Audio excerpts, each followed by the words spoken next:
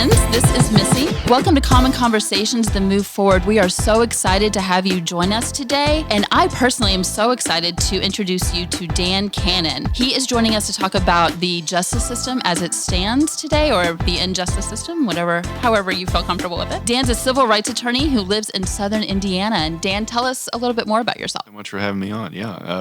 You pretty much said it all. I've been practicing in what you would call broadly civil rights law for the last 15 years, and I teach law at the University of Louisville, and I work at a firm called Said & Little in Indianapolis, so doing mostly cop cases and jail cases and a little bit of employment discrimination and that sort of thing. And I think that people probably would love to know, you just wrote a book, and we can talk a little bit about that. I thought you'd never ask about that. I know, it's so exciting. Yeah, no, I've got a book out called Pleading Out that came out in March that is really just sort of a wholesale dressing down of the criminal justice system, but through the lens of plea bargaining. So we look at the historical practice of plea bargaining and how it sort of pervades everything that happens in the criminal justice system and leads to a whole lot of problems that I think the wider public may not know about. So anyway, and it's not as boring as it sounds. It's full of interesting stories and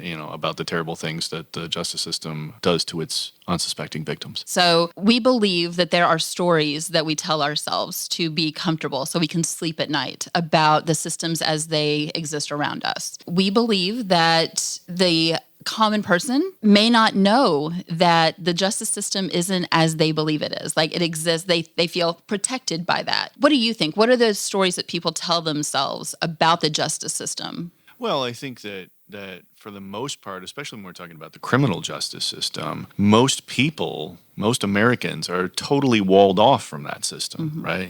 So over time, and this is part of what I talk about in my book, over time, we have sort of turned our criminal justice system into a conviction mill over the last 200 years or so, right? So it's all about cramming convictions through as quickly as possible and, getting as much grist for that mill as we can possibly get. That's a very short summation of where we are. And I think that people are still sort of stuck thinking about the criminal justice system in terms of jury trials and fact-finding and this, sort of noble search for the truth kind of thing, which, nothing could be further from the truth. If it was ever that way, it hasn't been that way for the last 200 years. But what you see on, procedurals and primetime legal dramas is that, okay, well, you're going to go and maybe sometimes the system is unfair and maybe sometimes there's some bad actors within the system. But for the most part, this is a deeper search for the truth, right? And we think that way because, for the most part, our only experience of the criminal justice system is a fictionalized one, right? Through television or through books or something like that. And,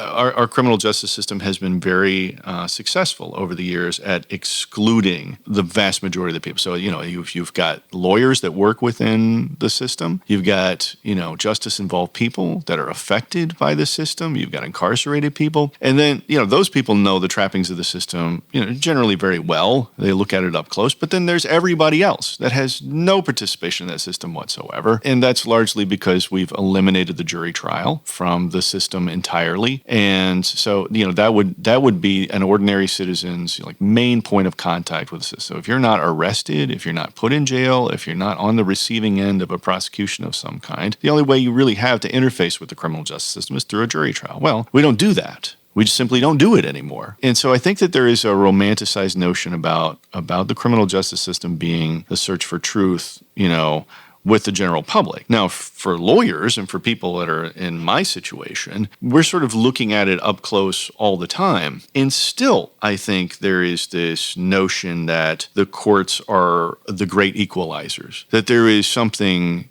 sort of majestic and sacred about the courts and about our criminal justice system, because, and lawyers think this way too, where it's, there's, okay, the system, when it works, is a beautiful thing. There are, some bad people within it. Sure, corruption happens, and sure, there are these bad examples. But for the most part, what we're doing is a good thing. with our criminal justice system, with the courts, and so on and so forth. And I mean, if you dig into the roots of this thing, it's simply not true. And I think that over the last few years, you have a situation where more lawyers and more the general public are sort of waking up to the fact that, well, wait a minute, maybe these systems in themselves are bad and are set up to make certain people fail and set up to make, to favor certain groups of people. But that's hard for us to accept, right? It's hard for lawyers to accept, especially when they're working within that system every day and think that they're part of, positive change. So one of the things that you mentioned with the police system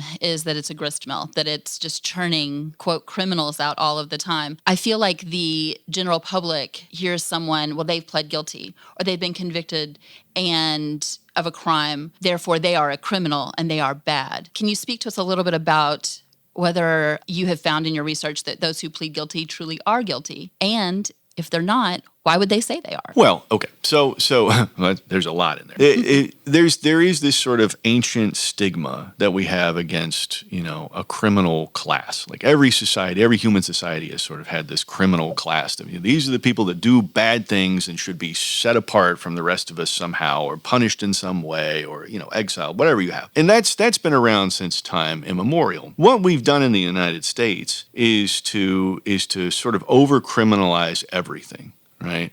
Especially in the 20th century. We just have made crimes out of anything and everything and written these extremely vague and broad statutes that can cover any kind of conduct whatsoever. I quote somebody in my book who says, the average white-collar professional can sit down at a computer and commit 3 felonies a day and not even know it, that sort of thing. So everything is criminalized, and at the same time, we don't necessarily look for intent. Right? So you can commit all these crimes and never have intended to commit those crimes. And yet, even with all the sort of over-criminalization that's happened in America, the ancient stigma that we apply to quote-unquote criminals remains. And so over time, what we've done is to create this gigantic criminal class, the largest criminal class in the history of the world. We now incarcerate more people, we convict more people than any human civilization ever. Right, in history. And so the effects of that are, we've done it mostly via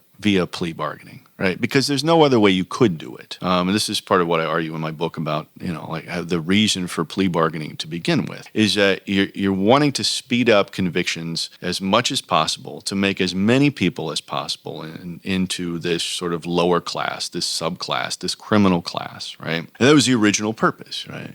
Behind plea bargaining is to get as many of these people set apart and aside as possible so they don't team up with each other and create this fundamental change in the way we do things. And so what that leaves us with is this gigantic criminal class that, not only is set apart from everybody else because of the stigma that we attach to to criminalization, but is also sort of alienated from themselves. If you look at the psychological studies that come along with that look at what happens to someone they take on the criminal label. Somebody's been labeled a criminal. Not only does the rest of society believe it, but they also believe it themselves. Right. So, you look at the difference between somebody who is, convicted by a jury. Oh, well, let's talk first. If you look at the difference between somebody who is, gets caught for doing a crime but is not convicted, is not labeled a criminal, that person is less likely than the person who is convicted and labeled a criminal to engage in antisocial behaviors. In other words, to engage in criminal behaviors, right? To, continue to go out and do more bad stuff, right? So that's one thing. The other piece of it is that by the reason, because in America we're unique in that everybody got there, almost all of our quote unquote criminals got there via a plea bargain. They also believe that they've done something wrong. Right? We've sold this bill of goods for so long in telling people that look, you've got equal bargaining power with the state and all of its resources. Like you, little person who's been charged with this crime, it's you versus the state, and you can work out a deal and you can just negotiate over something. And if you accepted this plea deal, well, then you entered into a contract. You said you were guilty. You entered into a contract with the state, and you got less time, or you got lesser charges, or something like that. You didn't get the death penalty, whatever the case may be. And it's just like, contracting with a plumber to fix your toilet, or, buying a used car or something like that. And that's sort of the myth that we've sold to criminal defendants over the time. So all these people are in this massive criminal class, for the most part, think that they deserve to be there.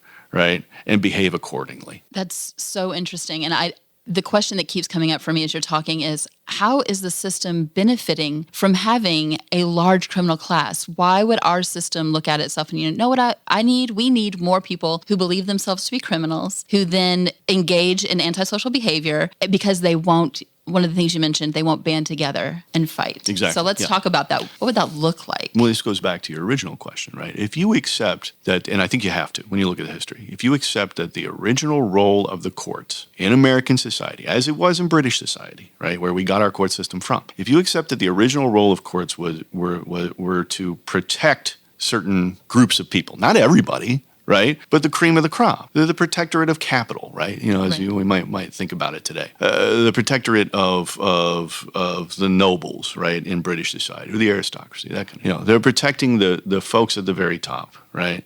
So the law protects the people at the top and binds the people at the bottom, right? That's the idea. So as the working class grew during the Industrial Revolution, the courts sort of stayed the same, right? You know, they continued with that same purpose of like, we're going to protect the people at the top and we're going to protect them from the people at the bottom, right? And as you have this swelling of the working class, particularly in New England, when you see the rise of plea bargaining, at the swelling of the working class, there becomes this sense that we're getting outnumbered, you know, really, really badly outnumbered, right? And there's the rise of the labor movement in the early 19th century. And the justice system had to adapt for that, had to make changes because there simply wasn't enough police power to go out and prosecute everybody. What they were doing in the early 19th century is just prosecuting workers for getting together, for organizing. You know, you prosecute them under a conspiracy statute or something like that, right? You know, for trying to get together and ask for better pay or ask for shorter work days, that sort of thing. They were prosecuting them under conspiracy statutes. There came to be this sort of sentiment that like, we can't do this anymore.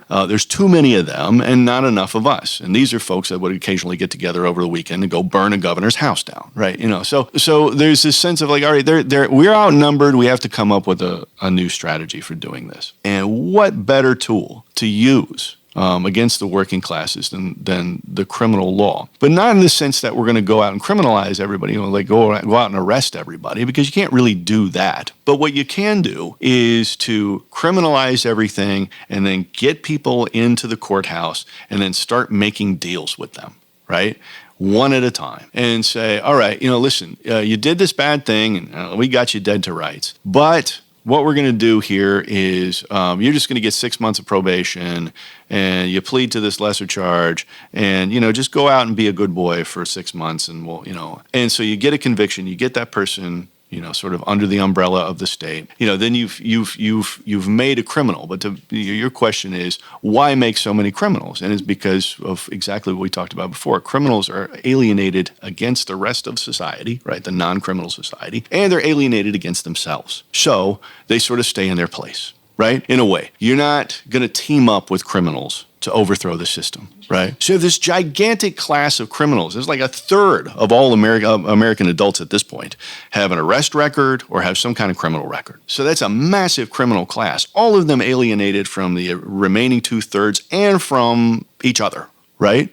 You know, because you're still going to attach that criminal stigma to all, you know, like, this persists throughout time. We're not going to team up with criminals. We're not going to organize with them. We're not going to, you know, criminal justice organizing, the idea of that is a fairly new thing. You know, it's not something that anybody would have ever thought about for a century, right? You know, like criminal justice, you don't organize criminal justice. Like these are people that did bad things. We're just going to put them over here in a box. Right? Mm-hmm. So it's been very successful. I think if you look at the history of plea bargaining within the criminal justice system, it's been very successful at creating this broader class that isn't going to get into too much trouble with the rest of society and overthrow the existing hierarchy, right? So what you're suggesting, and one of the things that you mentioned was that the bend of the system, the purpose of the system is not as many of us believe. And again, the thing that helps us sleep at night is that the police are there to protect us, to protect people. There is a class of people that the police will protect, but it sounds more like the police exist and the system exists to protect capital, protect property. And I think that varies wildly from the stories that we tell ourselves about why, you know, the police exist and why, well, if you're in trouble, you call the police because they're going to help you. And I don't know if you would agree. I can't think of many examples where the police are going to make the situation better. But it's totally contrary to your training as like an upper middle class white person, right? Especially, very much. Where you think that all right, well, the police for the most part are going to show up and protect people, but when they don't and when something goes wrong, well, that's the anomaly, right? When they show up to do something with the working class and they don't protect the people that they're supposed to protect. Well, they don't protect everybody, or there's some injustice that results, what we perceive as an injustice. That's the anomaly, and in fact, it's the anomaly is when they've protected someone who is poor, or protected someone who is a person of color, or protected someone that's in the underclass, because that's not the purpose of the system. Right, and I think that story is so very important to, again, like you said, this isn't the story that we're told as upper to middle class white people. We are told that we are safe and we're protected. It's hard to accept that about the courts. It's hard. Right. It's hard, especially as we were talking about before. It's hard for lawyers to accept it. You go through law school and you receive all this training and you think, okay, well, we're going to go out and I'm going to be Gregory Peck in To Kill a Mockingbird and everything, And really, it is a simple matter of, and I don't think many of us think about this, but it's a simple matter of looking at the system and saying, all right, if we really think that there's been a fundamental change from the old common law system that we got from Britain, which again, was explicitly classist and explicitly racist, right? Was explicitly there just to serve, the upper crust of society. When did that change? When did that shift happen? When did the courts become suddenly more egalitarian? Was it when we adopted the Constitution that doesn't mention women and talks about people of color as being like 3/5 of a person? Was it when we adopted the Reconstruction Amendments? I mean, when was it? When was it that we had this fundamental shift in our court system to where it now is this egalitarian thing that favors all people? That never happened. And in fact, we have a court system that prides itself on being the same as it was before, right? So how is it that that's the story that we've come to believe? Is it masterful storytelling by those who are benefited?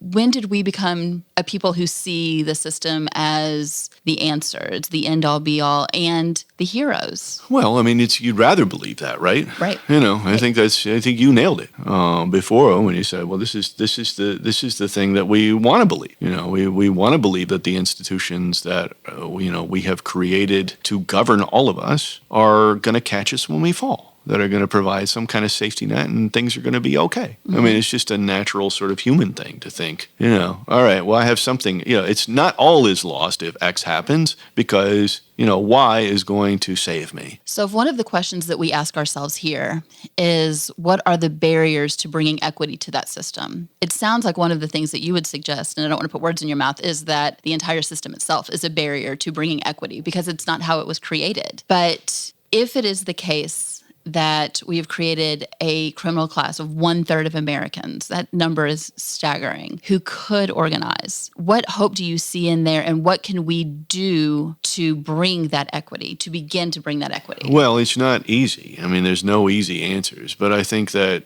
one thing that's been a real challenge for the legal profession is to shift away from looking at top-down solutions like simply using the courts and getting a great decision that then changes, society forever. Like, I'm going to go out and do the next Brown versus Board of Education, right? And it's tough for us to, I mean, in reality, the era that brought us Brown versus Board was very, very short. And those were anomalous decisions with our Supreme Court, within our Supreme Court. Can you speak to that a little Sure. more? I mean, during the Warren Court, Chief Justice Earl Warren's court, in the 1950s and early 60s, you've got all these decisions that, that sort of liberal-leaning people in the United States have come to regard as the cornerstone of our entire judicial system, right? You got Brown versus Board of Education and Loving versus Virginia and Miranda and all these things that have become quasi-household terms over the years, right? That was an era that,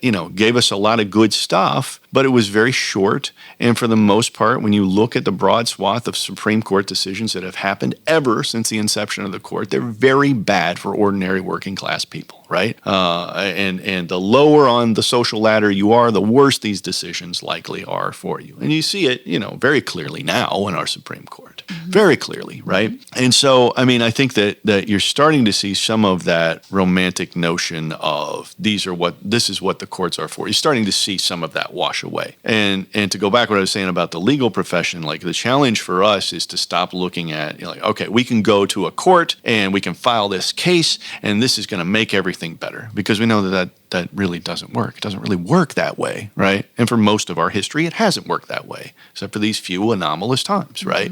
That's the exception to the rule, but we treat it like it's the rule. Like lawyers treat it like it's the rule. And what you're seeing now within law schools, within the legal profession overall, I think, is a slow shift to thinking about bottom-up change, right? To where you're not centering the lawyer. There's not this hero, Atticus Finch that's going out to protect the downtrodden and so on. It's you're listening to marginalized people and you're providing them the assistance that you can to sort of become a bridge between institutions that we are supposed to be able to work within and grassroots, agents that want change. And so you are seeing some of that shift, but it's difficult. It's difficult for us to sort of turn our thinking around after decades and decades of thinking, all right, well, this is how we're going to do things. Even for civic-minded lawyers, do-gooder lawyers that care about stuff. I think that it's been difficult to sort of shift our thinking away from we solve this with a lawsuit versus we solve it with other resources and support that we might be able to offer to whatever the movement is, whether it's incarcerated people or whether it's protesters in the street or what have you. So you're saying bottom-up change almost sounds individual.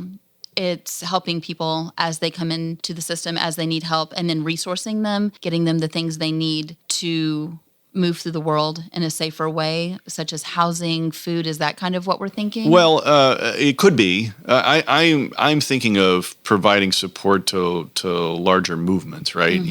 So generally speaking, top-down change to a lawyer is going to be individual. I'm going to take this individual case, right, and I'm going to litigate this case, and it's going to make a broader impact on society. Providing support for movements, looking at what the needs of a movement are, is necessarily a collective viewpoint and not an individual one. Wonderful. So moving into a community mindset. So one of the questions then that comes up when you mention that those bedrock cornerstone cases that we can name. And I'm even thinking Obergefell, which is you. I've heard of it. Yeah. Yeah, you've heard of it. For those who don't know, Dan and his team led the fight to make same-sex marriage legal at the Supreme Court level. So those anomalies, those beautiful anomalies that we can name those cases. Good work on naming that case, by the way. Everybody mispronounces that, but you nailed it. Obergefell. Good job. We talk about it a lot in our spaces. How do we make those the norm and not the anomaly?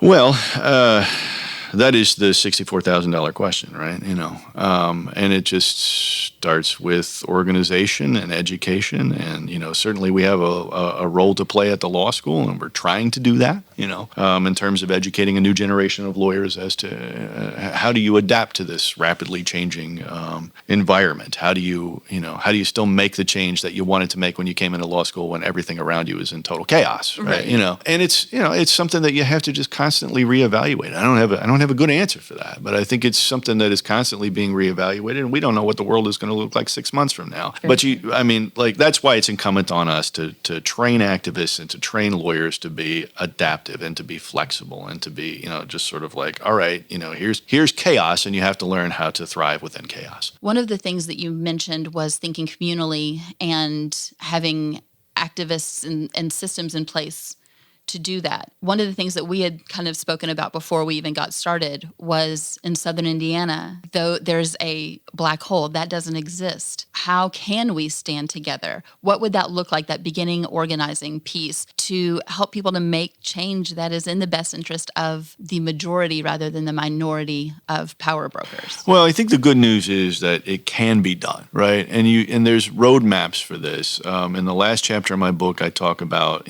people that are doing this all over the country, the people that have successfully organized grassroots campaigns to change public opinions about discrete issues on criminal justice, right? So I think it can be done.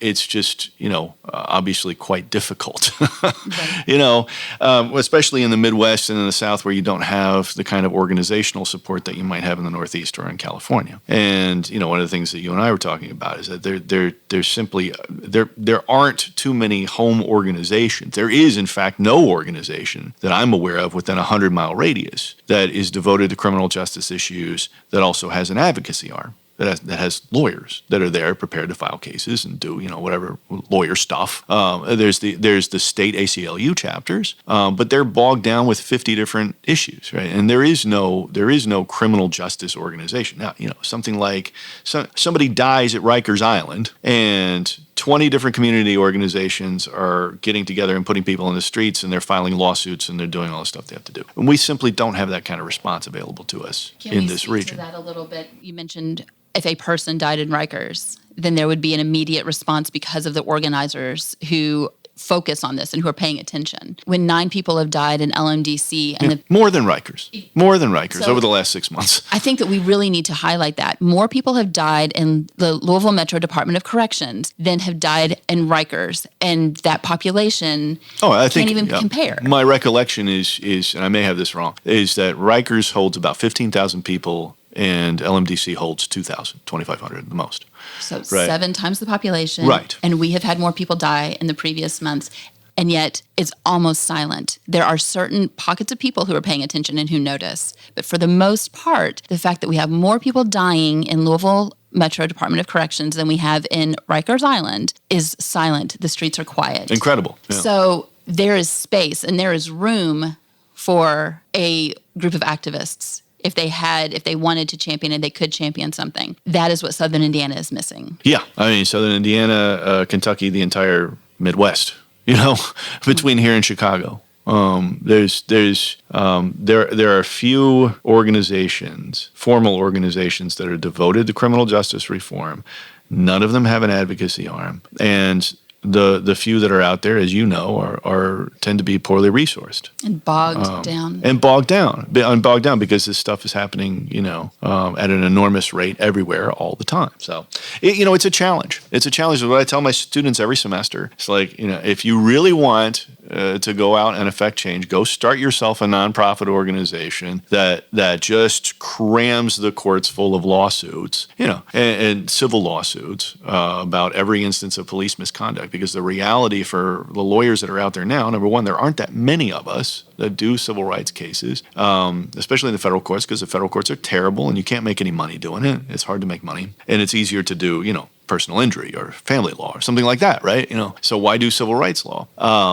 And the few of us that are out there that are doing that work can only take the worst of the worst cases. So maybe we take, 1 out of every 100 cases that we get calls on. The worst of the worst. People are dead. Mm-hmm. People are quadriplegics. People have lost an eye or a limb or something like that, right? Mm-hmm. It can only take the worst of the worst. Nobody's out there really litigating the garden variety beatdowns that aren't worth, at least 6 figures. So somebody needs to be out there doing that work with independent funding. And I think if you could do that, you could start to possibly swing a little bit of change through the courts. But again, that's me thinking top down like I was trained to do, which is probably not the best way to enact systemic change. But it's a stone in the road.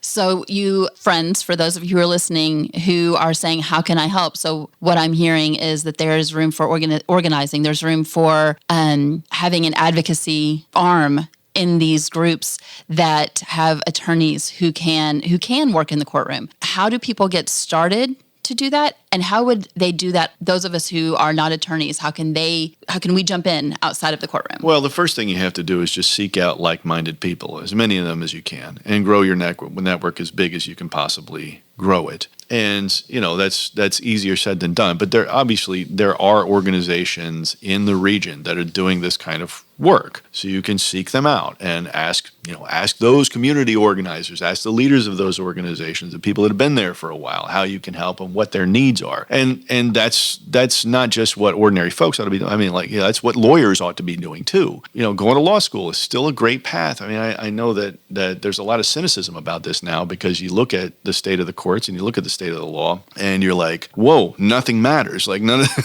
these rules, none of these rules that we thought mattered before matter now. And so I'm getting a lot of this from my students, this sort of, exactly, as you say, nihilistic view of things, where it's like, man, I paid all this money for this degree, and now it's just, I'm seeing that everything is ad hoc and nothing matters. But the truth of the matter is that it's always kind of been that way, right? Everything's always kind of been chaos within the system, especially for the people at the bottom of the ladder, right? And you can learn, I think that lawyers are still very good and very much necessary to being able to navigate those systems, being able to figure out, what might make sense in this situation and what might not, what might not. You need people on the inside of institutions that understand what makes those institutions tick, and that's what lawyers are supposed to do.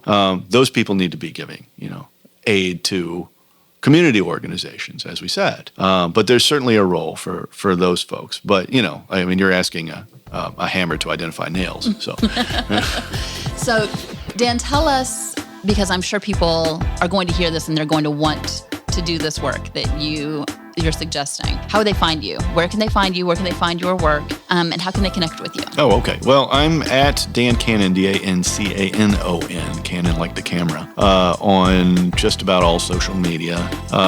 So, look me up there. You can grab my book if you're so inclined from wherever you'd like to get books. It's available just about everywhere, in most of the big brick and mortar stores. And around here, go get it at Carmichael's. Carmichael's has been lovely throughout this whole process. Yes, Carmichael's. So there's that, and then I am perched at the University of Louisville for the foreseeable future. So, come on by and we'll get a coffee. Wonderful. Dan, thank you so much for joining us today. Thank you for having me.